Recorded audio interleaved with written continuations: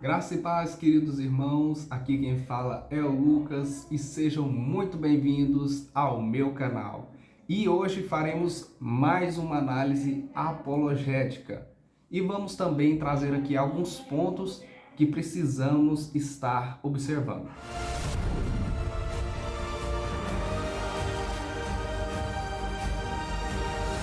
O tema do vídeo de hoje é o batismo trinitário. Ele surgiu no Concílio de Nicéia, no ano de 325 depois de Cristo? É isso uma verdade? É o que nós vamos descobrir neste vídeo. Mas antes, vamos estar observando um ponto extremamente importante. No nosso último vídeo, fomos questionados a respeito de uma citação feita sobre William Marion Branham, na questão da doutrina da triunidade, onde ele afirma que o batismo surgiu a partir do Concílio de Nicéia no ano de 325 depois de Cristo. E nós refutamos a questão da doutrina da triunidade de Deus. De fato, a história da igreja e os pais da igreja ensinavam, criam na doutrina da triunidade de Deus. Portanto, é comprovadamente falso a citação e a afirmação de que a doutrina da Trindade surgiu após o Concílio de Nicéia. Em referência a isso, uma das citações extremamente importantes faltaram no nosso vídeo e nós traremos aqui neste exato momento. Observe só o que diz William Branham. Na mensagem 610108, Apocalipse, no capítulo 4, na parte 3, William Marion Branham vai dizer o seguinte: agora, meu precioso irmão, sei que isso também é uma fita. Agora não se empolgue. Deixe-me dizer isto com amor piedoso. A hora tem se aproximado onde eu não posso mais ficar parado nestas coisas, muito perto da vinda. Está vendo? O trinitarianismo é do demônio. Eu digo isso, assim diz o Senhor. Veja de onde isso veio. Veio do Concílio de Nicéia, quando a Igreja Católica passou a governar. A palavra Trindade nem sequer é mencionada em todo o livro da Bíblia. E quanto a três deuses, isso é coisa do inferno. Só existe um Deus. É exatamente isto. Essas foram as palavras dele. De acordo com ele, a doutrina da Trindade é uma doutrina demoníaca. Segundo ponto, ele afirma que a doutrina da triunidade de Deus é originada, criada no Concílio de Nicéia.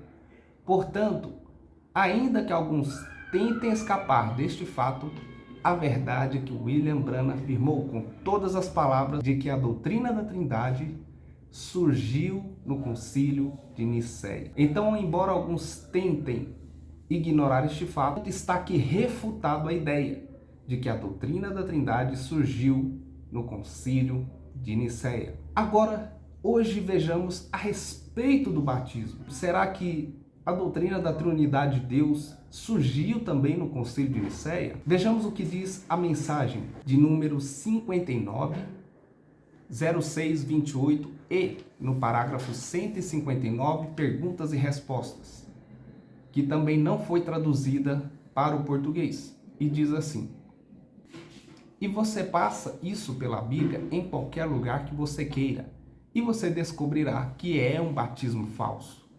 Então volte para a história. E lá no século VI, quando o grande Agtobus, eu creio que foi, que batizou, ou um dos... Eu não diria que foi Agtobus, eu esqueci qual era o nome dele que batizou. Se você quiser pegar isso nos pais antiniceno, preste atenção. Antes da reunião antiniceno, 325 depois de Cristo, eles ainda estavam batizando no nome do Senhor Jesus.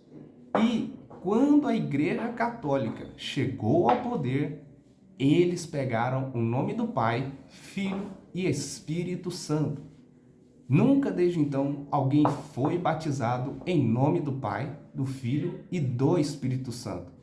É uma tradição católica. Então observe aqui que com todas as palavras ele afirma de que a doutrina da triunidade de Deus surgiu no Concílio de Nicéia e principalmente na questão do batismo. Outra citação que iremos analisar agora. 60.1204M, no parágrafo 255, a revelação de Jesus Cristo. Nunca houve ninguém, em página alguma da Bíblia ou qualquer história, até a Igreja Católica, que tenha sido batizado por imersão em nome de Pai, Filho e Espírito Santo. Se você me mostrar a página ou algo, escreva e deposite-a aqui para mim esta noite, e eu caminharei para fora desta igreja dizendo: eu sou um hipócrita. Eu tenho ensinado errado o povo. Se você puder me mostrar um texto da Escritura ou me trazer alguma história autêntica, que me mostre onde essa pessoa alguma vez foi batizada na Bíblia, em nome de Pai, Filho e Espírito Santo, ou traga-me um escrito ou um livro de história, uma página, uma citação na história, onde alguma vez alguém foi batizado em nome de Pai, Filho e Espírito Santo, até o Concílio de Nicéia da Igreja Católica, ou seja, antes desse período niceno.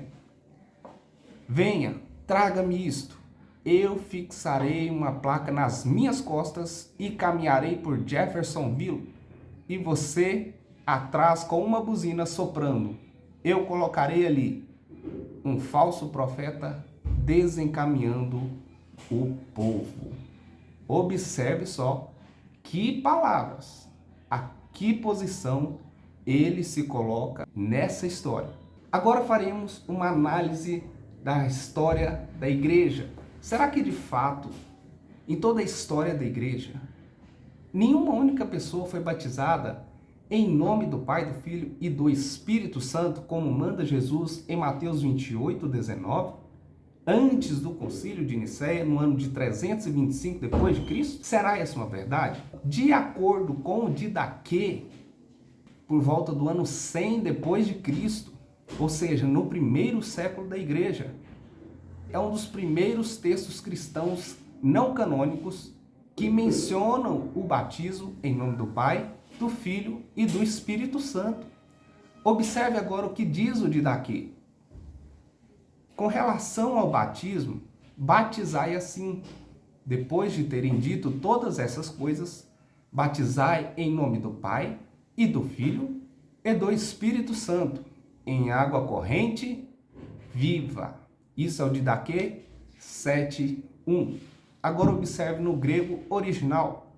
Peri de tu baptismatos, hautus baptisate, tauta panta proei pontes, baptisate eis, ronoma tu patros, em nome do Pai, kai rio e Filho, kai hagio pneumatos e Espírito Santo, en rudati zonti. Observe que um dos textos mais antigos da história da igreja, no primeiro século, já ensinava, cria e praticava o batismo triunitário.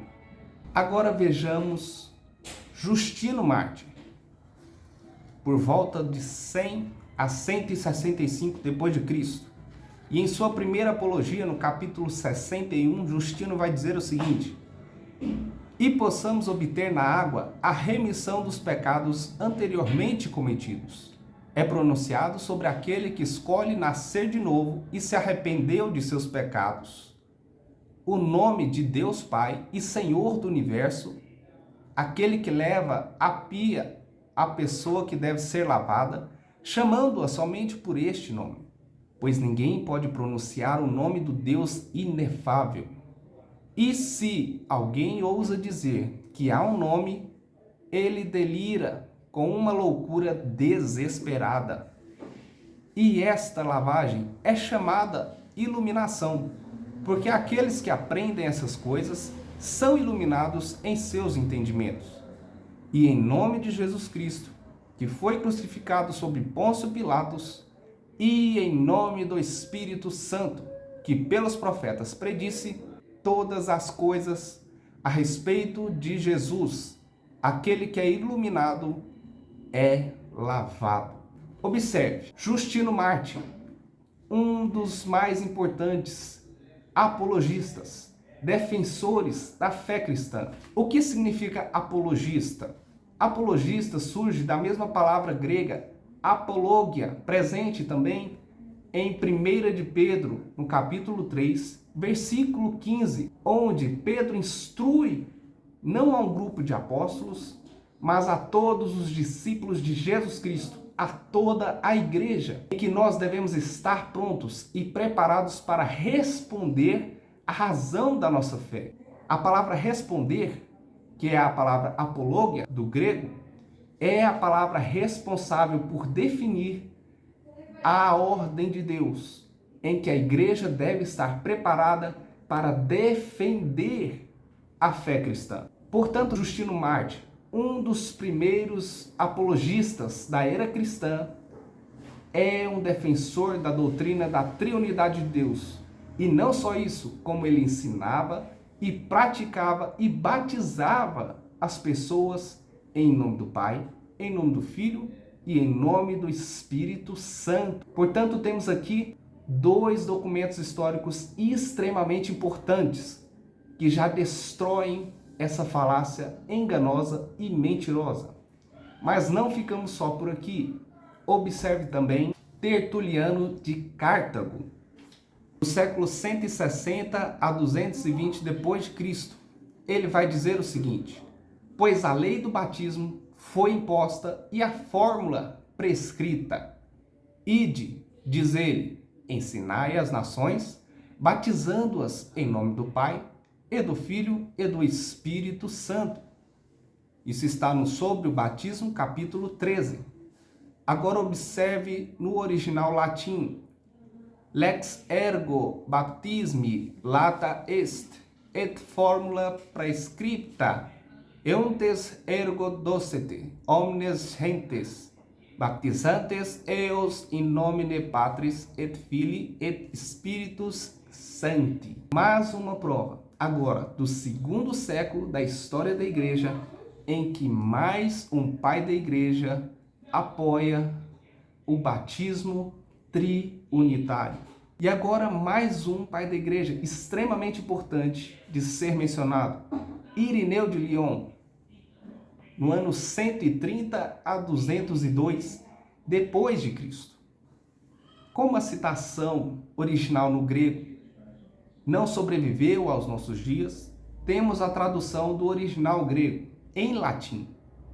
E no original em latim vai dizer o seguinte: et iterum discipulis potestatem regenerandi in Deo, dixit euntes ergo docete omnes gentes, baptizantes eos in nomine Patris et Filii et Spiritus Sancti.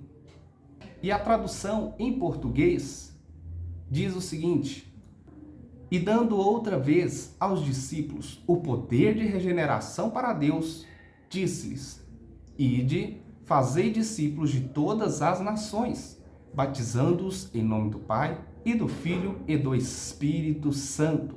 Isso está no livro Contra as Heresias, Adversus Aereses, no livro 3, no caput, ou capítulo 17. E aqui nós encerramos com essas 4 citações, que creio eu são mais do que suficientes. A grande maioria dos pais da igreja eram triunitários. Eles defenderam e combateram qualquer outra doutrina diferente desta. E eles todos, de forma majoritária, ou seja, da maioria dos pais da igreja, eram triunitários. E todos eles observavam e praticavam o batismo triunitário. Portanto, finalizamos aqui essa questão. Esse é um verdadeiro ponto final, onde nós destruímos essa afirmação mentirosa e enganosa de que a doutrina da Trindade surgiu no Concílio de Nicéia e de que o batismo trinitário surgiu no Concílio de Nicéia. Porque temos uma gama imensa de cristãos que praticavam e ensinavam essa doutrina. Uma coisa extremamente importante de se notar é que um desses que eu selecionei aqui é Irineu de Lyon, um dos 7 mensageiros, de acordo com a mensagem. Portanto, se um desses 7 mensageiros da mensagem ensina uma doutrina que de acordo com o próprio fundador e criador dessa igreja ou desse sistema religioso, ensina uma doutrina que é considerada demoníaca, então isso destrói completamente a ideia de que existem mensageiros escolhidos por Deus durante toda a história da igreja para conduzir o povo na verdade. Porque pode Deus utilizar uma pessoa específica dentre tantas pessoas de tantos grupos em redor do mundo e selecionar essas pessoas para transmitir uma verdade e uma doutrina satânica? Eu não consigo compreender, não consigo conciliar essa ideia.